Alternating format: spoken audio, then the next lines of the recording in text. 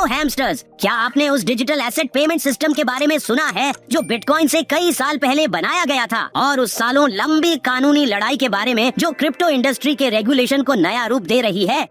आज की academy ripple, XRP और इसकी SEC के साथ चल रही कानूनी लड़ाई के बारे में है। आज हम इस रोचक कहानी में गहराई से जाएंगे कि कैसे एक प्रमुख क्रिप्टो करेंसी अस्तित्व में आई और क्यों इसकी चल रही कानूनी लड़ाई के बारे में आपको जानना चाहिए। Outcome of one highly publicized court case between the SEC and crypto company Ripple. We can't control that now. The judge, will make the decision when she makes the decision. We see Ripple down a little bit today. It did really rise after this news. एक समय की बात है और स्पष्ट रूप से कहे तो 2004 में रायन फूगर के बारे में कहा जाता है कि उन्होंने रिपल के पीछे की तकनीकी अवधारणाओं की खोज की थी, जिन्होंने बिटकॉइन से कुछ साल पहले ही इसे प्रारंभ कर दिया था। इस कैनेडियन प्रोग्रामर ने फिर रिपल पे को लॉन्च किया, जिसके बारे में कहा जाता है कि यह एक ऑनलाइन कम्युनिटी के लिए सुरक्षित भुगतान विकल्प प्रदान करता था। हालांकि अधिकांश लोगों के लिए XRP की कहानी 2010 की शुरुआत 6 years later में शुरू हुई, यानी 6 साल बाद। जी हाँ, आपने सही अनुमान लगाया है। जब बिटकॉइन प्रचलन में आ रहा था, इस समय 3 इनोवेटर्स डेविड श्वार्ट्ज, जेड मैकेलेब और आर्थर ब्रिटो डिजिटल भुगतानों को नया रूप देने की खोज में निकले थे।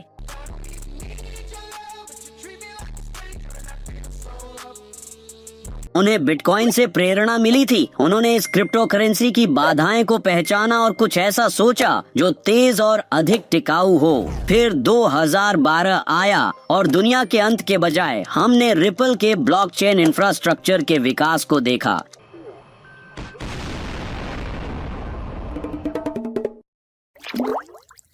Ripple. इसी समय यह परियोजना ने अधिक ध्यान आकर्षित किया जब क्रिस लार्सन इसमें शामिल हुए।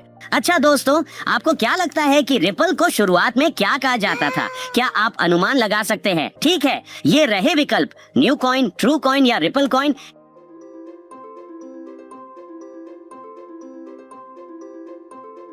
इसे न्यू कॉइन कहा जाता था।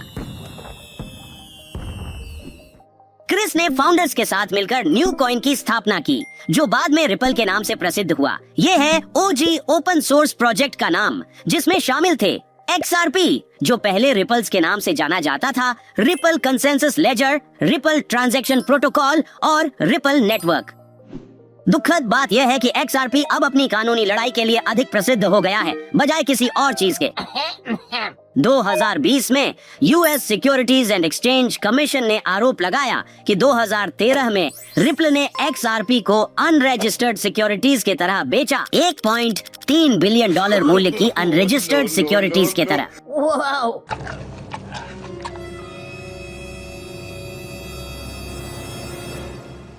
यह मामला रिपल से बड़ा है। यह क्रिप्टो इंडस्ट्री रेगुलेशन के लिए एक महत्वपूर्ण बदलाव का क्षण था। इस बदलती कहानी में SEC का विवाद रिपल के उस विफलता पर केंद्रित था जिसमें उसने रजिस्ट्रेशन डॉक्यूमेंट दाखिल नहीं किया था, एक आवश्यकता जो कंपनियों को सार्वजनिक निवेशकों से पूंजी जुटाने के लिए पूरी करनी होती है। रेगुलेटर ने रिपल पर सूचना रिक्त बनाए रखने का आरोप लगाया, यह कहते हुए कि उन्होंने केवल उस सूचना का खुलासा किया जिसे उन्होंने जरूरी समझा, जिसका रिपल ने विरोध किया। हालांकि इसके परिणाम भी हुए। 21 दिसंबर को फाइलिंग के बाद केवल 7 दिनों में ही XRP को प्रमुख क्रिप्टो करेंसी एक्सचेंज कॉइनबेस द्वारा सूचीबद्धता से हटा दिया गया। जैसा कि आप उम्मीद कर सकते हैं, इसने समर्पित क्रिप्टो करेंसी समुदाय के दिलों में थोड़ी बहुत भय की भावना उत्पन्न कर दी। I don't get nervous, but I'm starting to get a bit shaky, हालांकि कई अनुमान लगाए जाने के बावजूद मामले में कोई प्रमुख विकास 3 मार्च 2021 तक नहीं हुआ। इस समय रिपल ने SEC की कथित विफलता को लेकर चिंताएं व्यक्त की, जिसमें उन्होंने स्पष्ट मार्गदर्शन प्रदान न करने का आरोप लगाया। वहां से मार्च में कुछ महत्वपूर्ण घटनाएं हुई, जिनमें उक्त तर्कों के जवाब में तत्काल सुनवाई शामिल थी और XRP टोकन को मूल्य और उपयोगिता दोनों के रूप में मान्यता प्राप्त हुई, यानी इस क्षेत्र में विभिन्न संपत्तियों के बीच एक अंतर का निर्धारण। यह बहस जुलाई 13, 2023, हाँ बस 1 साल पहले तक चली।